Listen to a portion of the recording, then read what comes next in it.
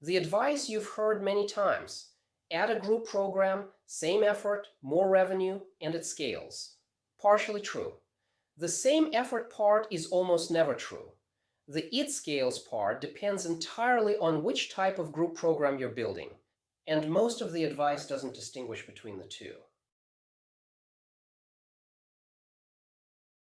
How many times have you heard you need to add a group program or a course as the answer to coaching practice growth? The advice isn't wrong, but the answer to when does it actually work is more specific than the people giving the advice tend to get. The same effort, more revenue version is almost never true, and its scales depends entirely on which type of group program you're building, and most of the advice doesn't distinguish between the two.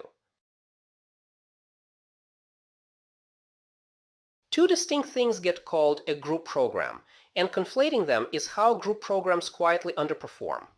The first type, experience dependent. The group dynamic is load-bearing. Peer accountability, cohort identity, cross-participant challenge are part of the transformation.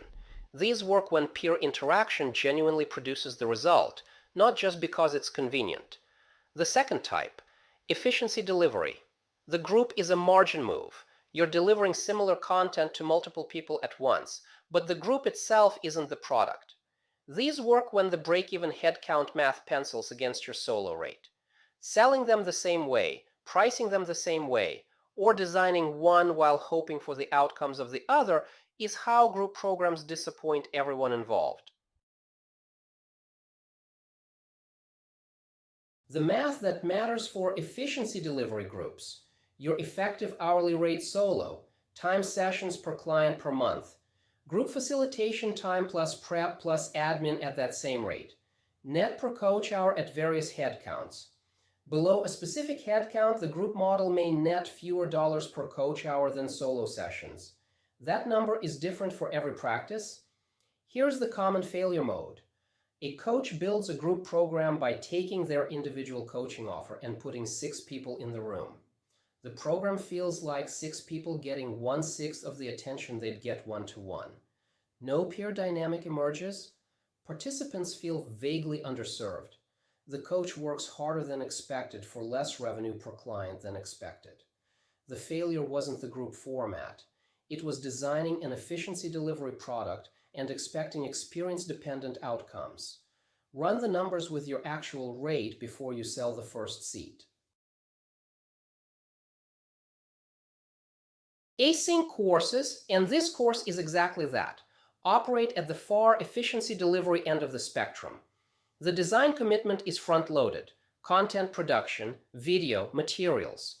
Once the content exists, the delivery marginal cost per new student is low. At a price point like $199 to $299, an async CCE course is a margin product, not a high-end coaching product. That's not a criticism of the format. It's the honest description. The buyer is accessing structured learning, not your time.